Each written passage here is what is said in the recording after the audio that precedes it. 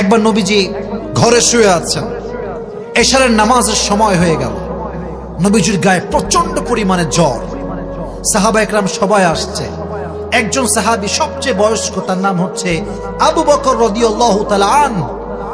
নবীজি বলছে, আবু বকর, তোমাদের মাঝে এমন একজন ব্যক্তি আছে যাকে আল্লাহ তাআলা পুরো দুনিয়া দিতে চেয়েছেন, বাট সে দুনিয়াকে মাইনাস করে আল্লাহর সঙ্গে সাক্ষাৎ করাকে বেশি প্রিয় মনে করেছে। সুবহানাল্লাহ পড়লেন না? সব সাহাবীরা চলে গেল কথাটা বলে, বাট আবু বকরের মাথায় ঢুকে গেছে, কিরে নবীজি কি বললো, এর অর্থ কি হতে পারে?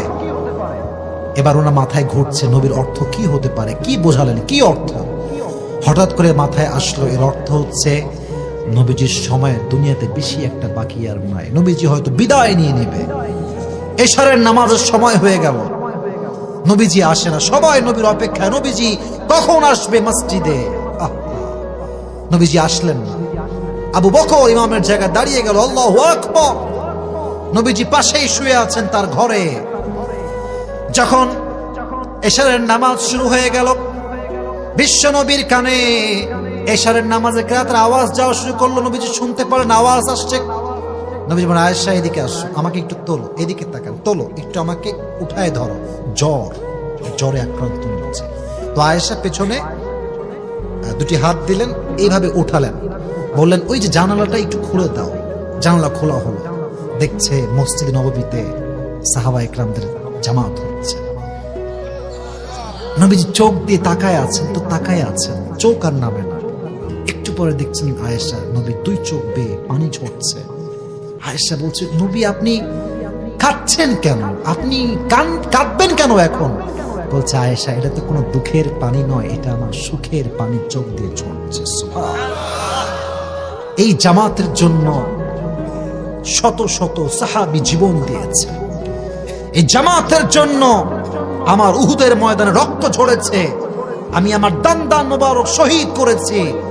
এই জামাতকে কায়েম করবার জন্য আজকে আমি সেই জামাত আমার স্বচক্ষে দেখতে পাচ্ছি, উম্মতরা পড়তেছে। সুবহানাল্লাহ পড়ে সবাই। এটা আমার দুঃখের পানি নয়, এটা তো আমার সুখের পানি। আয়েশা আমাকে দেখতে দাও মন ভরে। উনি মন ভরে দেখলেন, এবার ঘুমিয়ে গেলেন। হাদিসটা কিন্তু লম্বা, একটু মনোযোগ দিবেন।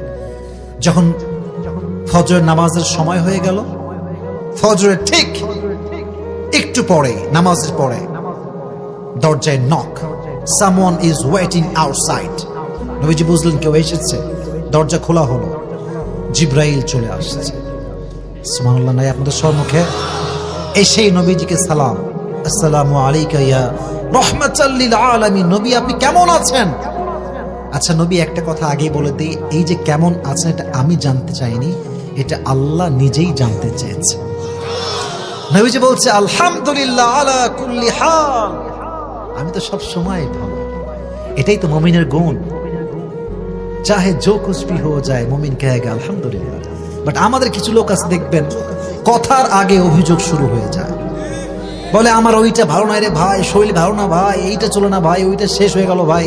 অভিযোগের নাম মুমিন নয়, অভিযোগবিহীন ব্যক্তির নাম হচ্ছে মুমিন ব্যক্তি। ঠিক কিনা বলো যুবকেরা? আমি ভালো আছি। আচ্ছা নবী, একটা কথা বলতাম যদি আপনি রাগ না করতেন। বলছে, বলো বলো কি কথা? বলছে, নবী আমি তো আজকে একা আসি নাই, আমার সঙ্গে একজন গেস্ট, একজন মেহমান এসেছে। কে?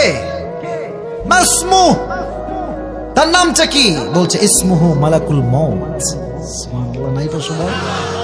বলছে, ঠিক আছে, কেন আসছে? বলছে, নবীজি সে আসলে আপনাকে বলবে যে সে কেন এসেছে। তাকে আসার অনুমতি দেওয়া হলো, সে আসলো। মালাকুল মউত আসছে। এসেই নবীকে প্রথমে সালাম পেশ করেছে। নবীজি সালামের উত্তর নিলেন, বললেন, কি খবর মালাকুল মউত? বলছে, নবী আপনি এই পুরো পৃথিবীতে এমন একজন মানুষ যার কাছে এসে আমি সালাম পেশ করেছি, জীবনে কখনো কাউকে আমি মালাকুল মউত সালাম পেশ করি নাই। সুবহানাল্লাহ পড়ে সবাই। নবীজি বললেন, তাই নাকি? মাশাআল্লাহ, খুব ভালো লাগলো কথাটা শুনে। আচ্ছা কেন আসছো?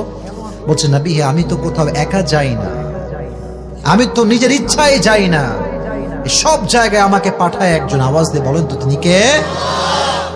ও, আমাকে নেওয়ার জন্য আসছো? তখন মাথাটা নিচু করেছে। বলছে, নবী আমি তো নিতেই এসেছি, বাট আল্লাহ আমাকে একটা কথা বলেছেন। কি কথা বলেছেন? যদি আমার নবী আসতে চায় তাহলে নিয়ে আসবা। আর নবী যদি থাকতে চায়, নবীকে তুমি ওখানে রেখে আমার কাছে আবার